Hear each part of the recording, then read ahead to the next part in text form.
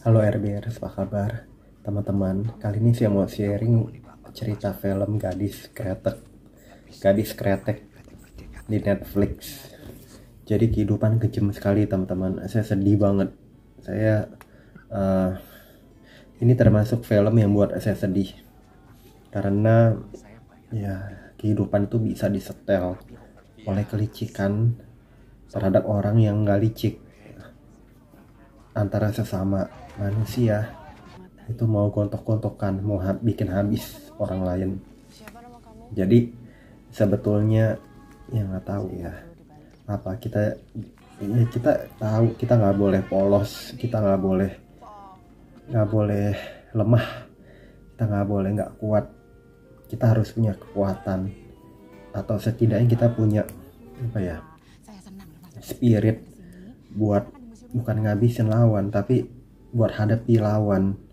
Karena lawan itu bisa kamuflase banget, bisa apa namanya, saru, bisa apa ya, kalau bukan dibilang menyelinap, bisa berpura-pura, bisa berubah bentuk. Jadi di Gadis Kretek ini ceritanya ada di suatu kota di Jawa Tengah. Ya, teman-teman tahu lah di mana lah, tapi ada beberapa tempat pastinya, bukan di Jawa Tengah saja. Itu pabrik rokok menjamur, usaha rumahan. Itu digambarkan, itu masih di tahun-tahun, itu lagi masa-masanya apa ya, tahun 65 lagi, sebelum tahun 65. Dan tahun 65 ada partai terlarang yang saat ini, Partai Komunis Indonesia waktu itu kan. Tapi di sana digambarkannya Partai Merah.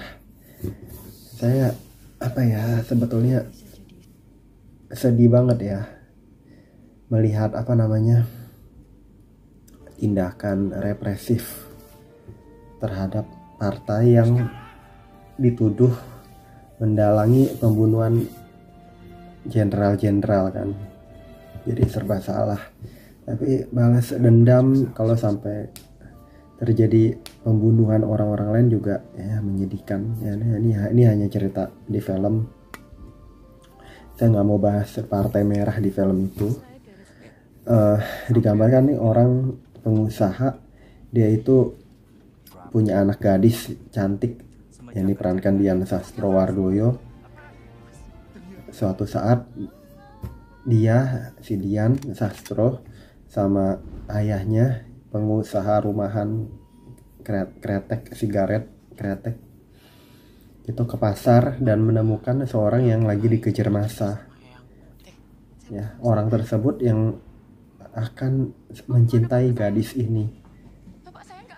Gadis ini akan meninggal nanti dalam keadaan sedih, dalam keadaan ada infeksi dikatakan, karena difitnah, dia masuk penjara, bapaknya terbunuh karena dimasukkan daftar oleh kompetitor sebagai anggota Partai Merah terlarang tersebut. Cerita film. Jadi difitnah, kebetulan yang fitnah itu kenal sama jenderal, dikatakan pimpinan tentara kayak gitu di daerah tersebut, sehingga bisa memasukkan. Jadi ini fitnah, keji sekali. Setelahnya di film itu dikatakan akhirnya terbunuh si Jeng Yah, gadis ini yang cantik dipanggil Jeng Yah, masuk ke penjara, dimasukkan nih oleh kompetitornya itu sama bapak yang nama dia, agar tujuannya biar dia nggak nikah sama karyawan yang akan menikahi, dan karyawan ini potensial sekali, punya semangat untuk memajukan perusahaan. Karyawan ini yang laki juga dimasukkan, tapi berhasil dilindungi. Ternyata itu karena semuanya settingan, kecuali anaknya dari yang jahat ini yang nggak mengetahui, tapi akibat perbuatan ayahnya juga terbawa merasa bersalah, berdosa gitu teman-teman. Mereka saling mencintai, si Jeng Yah sama si pemuda yang diselamatkan ini, sehingga dan dia bisa naik gitu punya kenalan, punya apa, bisa dapat harga cengkeh lebih murah, daun yang bagus, dan dia karena saling mencintai sama Jengyah, Pak Raya ini saling mencintai sampai Jengyah itu bisa ciptain kretek, namanya kretek gadis. Itu betul-betul, padahal dia tadinya udah dikatakan staf di rumah bapaknya, namanya Pak Idrus ini. Stafnya itu bagian peracik bumbunya itu bilang nggak mau disentuh perempuan karena budaya saat itu bahwa perempuan itu di nomor dua kan, jadi tugas itu hanya di rumah masak, urus suami kayak gitu. Nah ini emansipasi si Jengyah ini nggak mau, dia mau ngeracik segala, katanya bau asem apa nanti hasil rokoknya, jadi nggak ngerti ya itu budaya. Nah ada satu yang mau menyelamatkan karyawannya ini yang jadi mencintai dia, saling mencintai mereka. Si Jengyah nggak bisa mencintai orang lain, ternyata sama dia kok bisa gitu kan. Sampai di fitnah itu dia masuk penjara lama, hampir bisa 2 tahun. Si itu mau menyelamatkan, tapi kan kekuatan dia, si Raya mau menyelamatkan tapi kekuatan dia kan belum ada kekuatan, dia baru kena tembak, kemudian dia belum punya bisnis, dia mau membahagiakan, tapi bablas akhirnya dia juga nggak tahu tadinya kalau itu dijebak, jadi dia terbawa akan dibuat miskin kembali kalau sampai dia nggak jadi nikah sama anaknya. Anaknya ini ada namanya juga dekat sama si keluarga si Jengyah ini tadinya. Akhirnya disuruh tanya, Jengyah tiba-tiba datang setelah sekian lama, datang ngadep waktu di hari pernikahannya itu. Tapi si itu juga nggak berani ambil keputusan karena dia pikir kalau dia sampai jatuh dia nggak bisa apa-apa lagi. Lalu sudah ditawarkan ayo mulai dari awal sama-sama. Jadi ini kebodohan lagi karena ya itu pertimbangan banyak. Dia nggak mau ngecewain dia, dan dia tipikalnya itu mau maju banget. Dia pikir lagi nanti setelah toh nggak ada salahnya nih saling mencintai kan. Toh kalau maju mungkin dia bisa apa menduakan atau bagaimana. Dia nggak tahu. Jadi dunia kejam sekali teman-teman. Ya udah akhirnya nggak jadi nikah. Si Jengyahnya itu setia banget. Dia nikah lagi sama tentara yang tadinya telah jadi tunangan tapi nggak jadi karena dia cinta ke si Raya. Tapi Raya juga begitu, nggak bisa ambil keputusan dan dia udah pilih tuh perempuan lain. Padahal dia udah ambil pakai resepnya segala si Jengyah untuk majukan perusahaan dari lawan yang malah ngejebak dia dan si Jengyah biar nggak mau bersatu lagi. Jadi orang teman-teman hidupan tuh penuh cobaan, tantangan, apalagi orang mau menikah segala juga ujiannya banyak, dalam pernikahan juga ujiannya banyak. Jadi benar cintanya itu di mana? Dia cinta harta kah? Dia cinta apa? Pikiran lempeng nggak? Susah. Pernikahan yang berjalan bahagia, punya harta, tapi si Jengyahnya itu jadi rendah kan, jadi jatuh turun. Ya begitulah kehidupan sampai meninggal waktu pertemuan setelah bebas dari penjara kedua kali. Setelah waktu difitnah itu Jengyah meninggal karena infeksi lama di penjara. Adalah si Rayanya telah mau ninggalin semua karena telah tahu kelicikan dari bapak mertuanya itu teman-teman.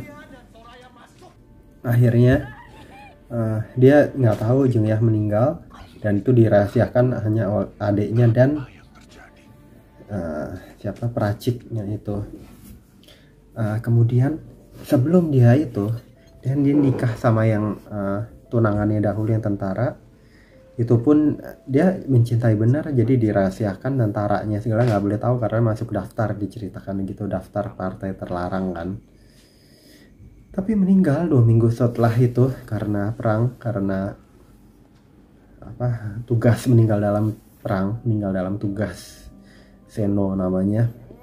Jadi dia kembali sendiri lagi, bertemu di si Raya sebenarnya sudah niat baik.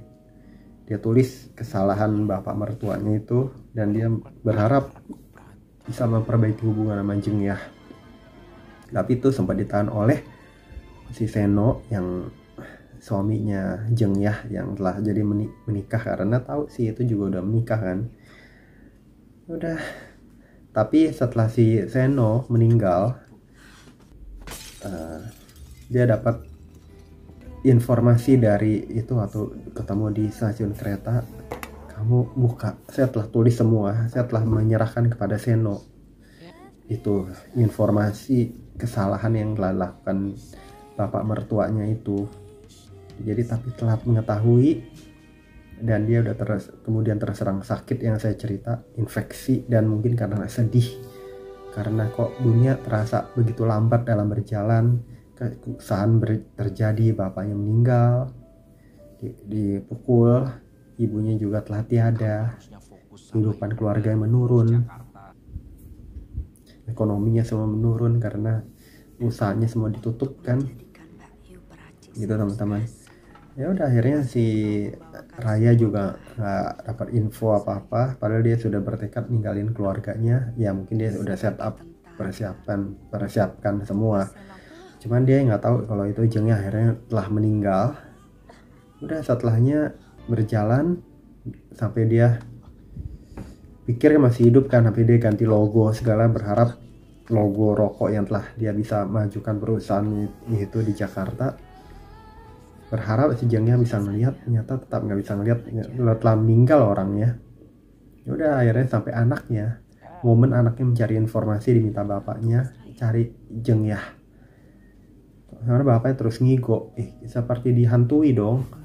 Rokok itu bisa maju karena resep dari calonnya dahulu, Jengnya ini, dan meninggal calon bapak mertuanya semua, bapaknya Jengnya juga karena kesalahan bapak mertuanya yang masukin itu yang jahat.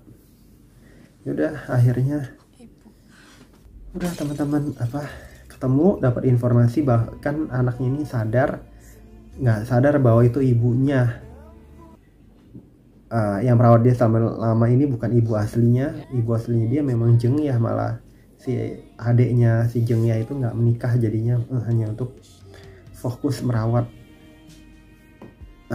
anak dari Mbak Yunya. Akhirnya mereka bertemu, mereka tahu kejelasan si anaknya Jengya sama si anaknya Raya, dan udah kelihatannya mereka pacaran di akhir film. Tapi sedih banget teman-teman, begitu itu namanya cinta, tapi cinta yang begitu menggelora cuman gagal, diusahakan begitu keras tapi nggak berhasil. Itu sangat menyedihkan teman-teman. Itu yang saya mau share. Jadi teman-teman, kita terus syukuri kehidupan kita apa adanya, apa yang bisa kita jalankan, orang-orang yang terkasih di sekitar kita. Kalau memang mereka nggak jahat sama kita, sayangi mereka sungguh-sungguh, karena keluarga itu betul-betul berharga, sangat berharga teman-teman, sangat berharga. Teruslah kita harus berbuat baik. Semoga bermanfaat. Jangan lupa subscribe, like, share, komen. Sampai jumpa di video-video saya berikutnya. Bye bye teman-teman.